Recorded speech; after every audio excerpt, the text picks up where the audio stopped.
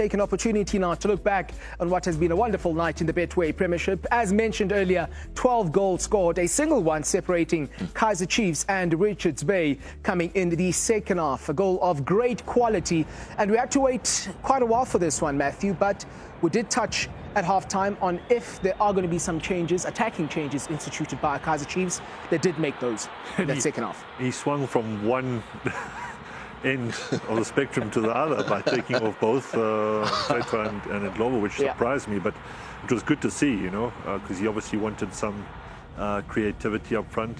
It was almost a case of too many cooks spoiling the broth, you know, to be honest, but this is a great move, and what a finish. Good dummy by Shabalala, and you know, Serino still a lot to do. He uses the defender as his target, giving Magula no chance there, up and over. Top corner, great finish from him. The goal ya manakanaka. The goal ya manakanaka. There was nothing that Makula could do in goals in that instance. It just meant that Kaizer Chiefs, they go 3-3. When you're looking at Kaizer Chiefs, the last time they won the first 3 games, they went on to win their first 8 games. That was 2014, 2015. A lot of people maybe might not want to hear me say this. Please say it. They then went on to win the league, Kaizer Chiefs. And the other day on extra time, I said to Matthew and his friend that they are dark horses. And they were saying dark horses for what? Matthew and his friend. Matthew and his friend. Yeah. Now it's 3 out of 3. The last time it was 3 out of 3. It went on to be 8 out of 8. And they were league champions in 2014, 2015. First of all, I'd just like to interject there. Thomas is not my friend. He's my colleague. Okay, we work together. But dark horses of what exactly? We wanted to know. We wanted people to commit to the league, to a cup, or like dark horses in what? So he didn't commit? He didn't. Okay. Just to bring Chiefs fans back down to earth a little bit, this was not a great attacking performance from Chiefs. I've seen better in their first 2 games. They've still gotten a result, though, which is a great positive. I think they were also lucky that Richards Bay came here and they were incredibly sluggish. Right. I mean, Peterson could have had his deck chair out with a cup of tea on his goal line. Wasn't bothered. It was very easy for the back four. I think Cross as well was very economical in what he did very well. It was difficult to kind of select the man of the match, in my opinion. But they've got to be more sharper up front, you know, more cutting, more forthright in their decision-making. They weren't great today, but that goal was well-deserved, and that was one of their few dangerous moments that they created.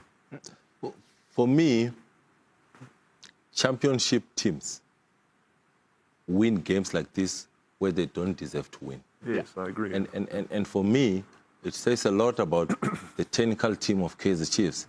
They see that they made a tactical mistake in the game, starting with a 6 and 2 8s.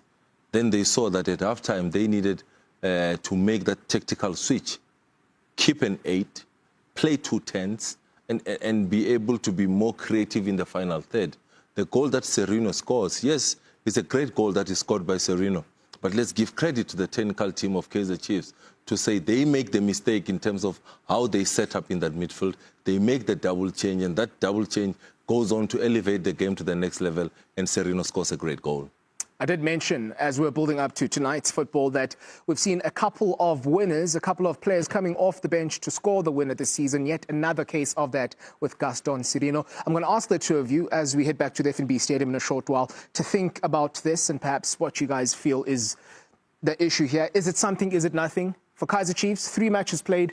In each of the 3 wins they've had, it's defensive-minded players that have won the Man of the Match award. Is it something? Is it nothing? Think about that. For the time being, let's head to the FNB Stadium, because on top of the win today, Kaizer Chiefs have got a couple of new faces that are joining Amakosi. Let's hear from the sporting director, Kaizer Mutawung Jr. Junior, we want to talk about the signings, but we can't ignore the vibe here at the FNB Stadium. Beautiful scenes. You know, I must say, it's midweek. People have traveled, people have worked tomorrow. It's amazing to see the vibe, the numbers, the families, the young ones in the stand, and I think this is what it's all about, you know. So I think from the players, if they understand their responsibility, these people come out on a Wednesday night like this, it's unbelievable, and it's what we do it for them. Let's talk about that mood. Halftime, you're able to bring out the new signing, the big reveal, and the fans were excited. They were elated to see them. I think it's all about the specific players we need for how we want to play. We're very excited, and we always had a clear strategy about getting the best young talent. So we're just very pleased to welcome them. Obviously, we know there are a couple of administrative issues still to happen, but we're very excited, especially also, you know, bringing in Igadora up front. And we know the young talents with Bartman and Velabai excited to unleash them with the fans, but at the same time, you know, they need some time to understand who we are. This process hasn't been easy. Again, you know, the squad is picking up, but we're still very much a work in progress. Are the conversations different when you're signing players and the team is doing so well? I think it's important because the environment that they need to come into and gel and understand, it helps when you have points in the bag. You know, at the end of the day, you go to preseason because of this. You want to come back in your first game, you want 3 points. Next game, you want 3 points. You don't want to concede goals. Football is simple. You have to score and you mustn't concede. So it helps the environment when new players come into an environment, especially with the pressure, especially with their age. I mean, you look at Luke is 19, you know, us is also 21. So we've targeted them specifically, but we know they've got big characters. But this is important for them to acclimatize and to move forward in the group with smooth integration. And talking about the ethos of Kaizer Chiefs, them believing in youngsters, it's evident with Aiden McCarthy. Yeah, very proud of Aiden. Aiden, to be very fair, you know, it's very important he keeps his head on the ground and people around him, but he comes from a royalty, a football bloodline that is top. I mean, I was lucky enough to play with his father, but he's taken his chance, Aiden. I think right now chances are very few and far between. There's a lot of competition within the group, so if you have your chance, you must grab it, you know, and you have to leave that jersey in a better place than, you know, how you found it. He's taken his chance. It's only 3 games. I think let's talk at the end of May. Thank you, Junior. Thank you so much.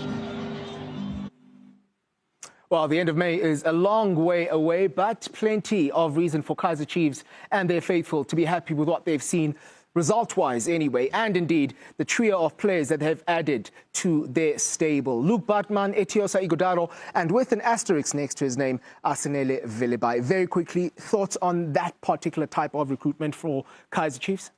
Yeah, especially when you're looking at the 9. You know, they've had the Chivivaro project. You've had Maros coming in. Chivivaro not really doing the business. Maros injury, bad timing. And now they've brought in Igadaro, who I think is a very shrewd piece of business. Again, going for Luke Bartman, young player to add to their young group of players looking towards the future. And Velibaya as well, kind of raiding the Cape Town Spurs situation, yeah, and picking up some quality players from down south.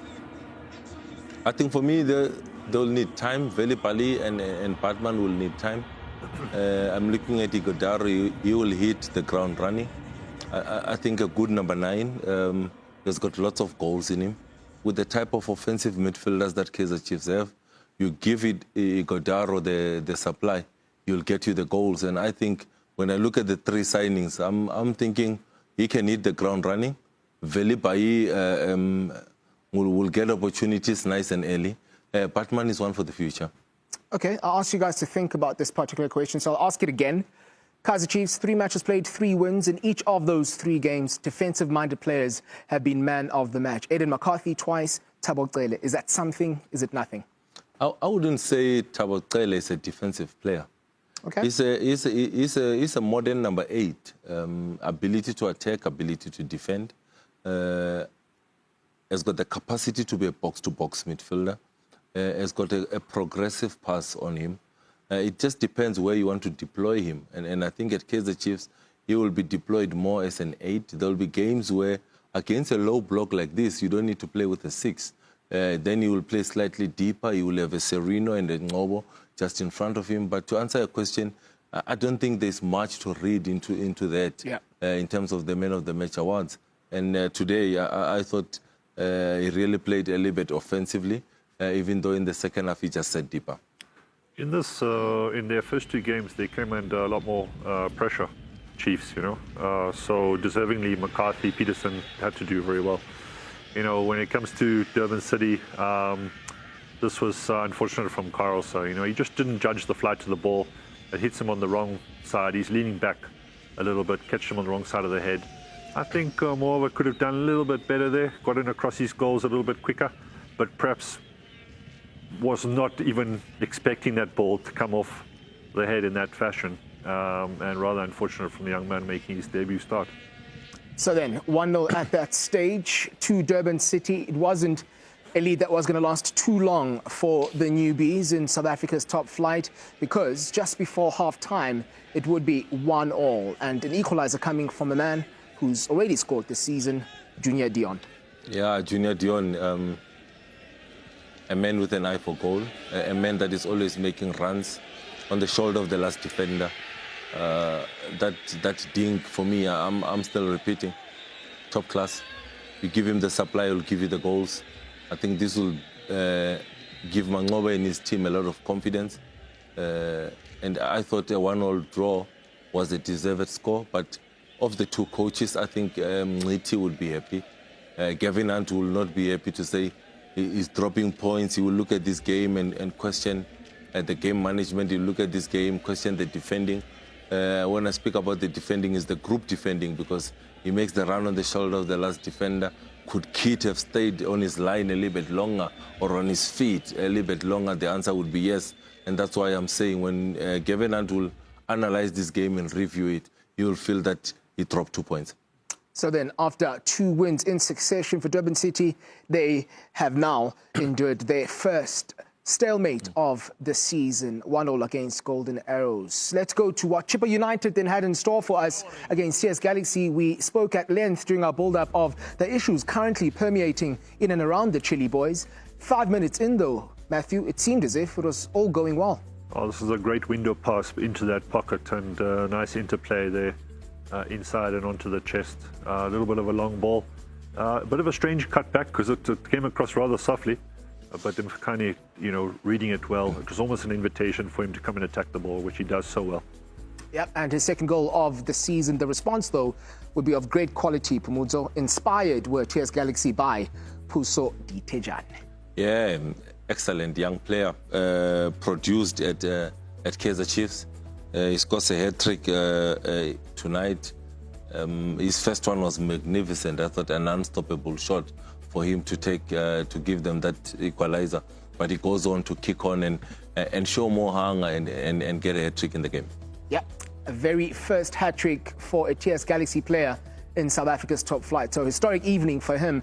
Mlu Mbunjane was also on the score sheet. And again, not too sure too many saw this turnaround from a Galaxy point of view. They played twice, lost twice, and we did mention as well just the lack of numbers they have in their squad at the moment. Yeah, Mbunjane, you know, I've always watched him very closely. One of the few box-to-box players, and it's great to see him at the edge of the box and getting a great strike off. I think it was a slight deflection, but that's definitely contender for moment of the week. And then this is a fantastic finish, because Ditejane has still a lot to do here. He does very well to angle his head, so that just sneaks in at the far post. And, you know, you saw all 4 substitutes celebrating with him. But who needs more subs when you have Ditejane on the field scoring a hat-trick? You know? He can do it all himself. So they win for the first time this season. Winners by 4 goals to 1. Chippa United, lots of question marks there. And perhaps we'll see exactly what does transpire over the next couple of days pertaining to the Chili Boys. Siwelele were at home, away from home, as it were, this time at the Lucas Muripe Stadium, taking on Polokwane City. And we touched on this, Pumudzo. From a goalkeeping point of view, perhaps disappointing for someone so experienced as Ricardo Goss, particularly because this was a decisive moment in this game. Not reading the pace of the ball, not anticipating the pace that he gets in that instance. And it's a delightful ball that is slotted in by Sibone. For me, it says a lot about what Siema is trying to do at Siwelele. Yeah. The changing of the stadium, does that affect the players? That is the questions that we have to ask. But it was a great night of football where we saw a hat-trick scored by Ditejani. We saw a hat-trick of assists coming from Makhalwa. You know, and I think the last time we saw a hat-trick was Boyeli scoring a hat-trick on the 12th of January against SuperSport United. But again today there's a hat-trick of assist and a hat-trick from Ditejani. A reminder that Keleto Makhalwa was the top assist maker last season in the Betway Premiership with 11. He's already on 4, 3 of them coming in this particular game. Quite comfortably the best player. Yeah, Makhalwa had a fantastic season last season, and most of his assists came from very strong runs, one-on-one runs against the fullbacks, dropping his shoulder, you know, a little dinked-in pass into the box or a little chip in. I think he's become a little bit more direct, as we can see from this particular game, you know. He's getting the ball in early, he's changing it up a little bit, and the delivery is everything, because the first 2 have been whipped in at pace, made it very difficult for defenders, and he's carried on. What's so impressive, he's carried on from where he left off last season. Normally you see a dip, and that's great maturity shown from him. Wonderful maturity indeed, and the beneficiaries thereof were Vusumuzi Mncube twice and Tepo Mokwane. Sekhukhune 3-0 winners. So we've seen 5 matches today, 12 goals scored. We expect plenty more across the 3 matches. On your World of Champions, tomorrow evening, Orlando Pirates at home against Stellenbosch Football Club. What a tie that promises to be. At the very same time, over in Seshego in Polokwane, it is Mamelodi Sundowns visiting Magesi Football Club. AmaZulu are at home, taking on one of 3 sides now with a 100% record in Marumo Gallants. And of course, as is always the case, we'll be here for each and every one of those ties. Gentlemen, thank you so much for your time. Certainly do appreciate it. Appreciate your insights. Appreciate your time at home as well. Certainly hope it's been well worth watching this evening, as we started with 4 teams with a 100% record. The evening ends with only 2 of them. All eyes on Marumo Gallants tomorrow if they can join Sekhukhune United and Kaizer Chiefs at the top of the table. My name is Lwazi Zikubu. Good night. The world's best football on the world's best football package. DSTV Compact. It's on.